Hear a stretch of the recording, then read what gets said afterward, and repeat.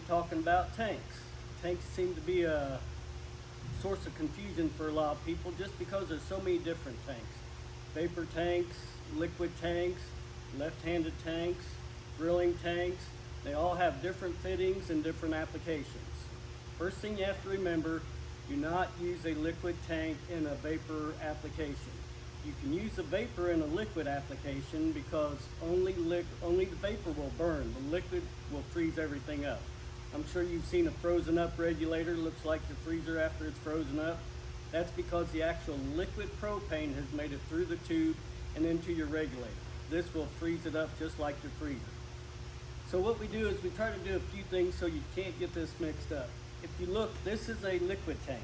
And if you look, your valve is on your right-hand side. This is a vapor tank. If you look, your valve is on the left-handed side. You won't have to worry about these. If you see the green line on it, it's a left-handed thread anyway. So you're not going to be mixing this up with these two unless you start changing your fittings around, which would be problematic.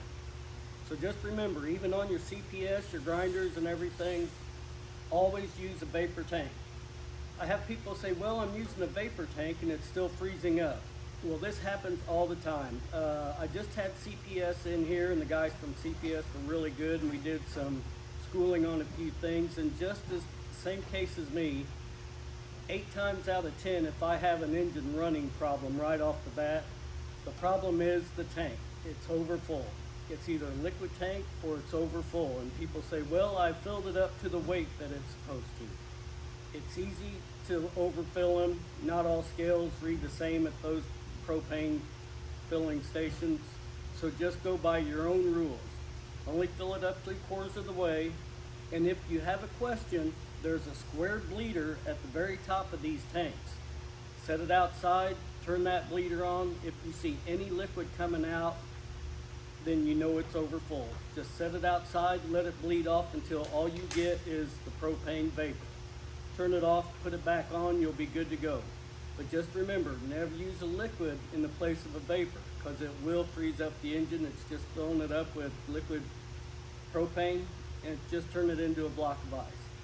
Now the good thing with the horizontal tanks are, if you see a horizontal tank like this, it should only be used in the horizontal application. And these are left-handed threads. We started doing this because so many people would just take a tank off of a fork truck, throw it on any machine they had, and fill their engine up with liquid and blow it up. The other little tank you need to worry about is just the smaller tanks for the smaller 360s or smaller saws. Those are pretty much just like your grill tank on your grill at home. Open it up 3/4 of the way, vapor comes out the top. Just don't turn it upside down and you won't pour the liquid out. Other than that, just remember to use the right tank and the right application. This has been Dan with Runyon Surface Prep. Thank you very much.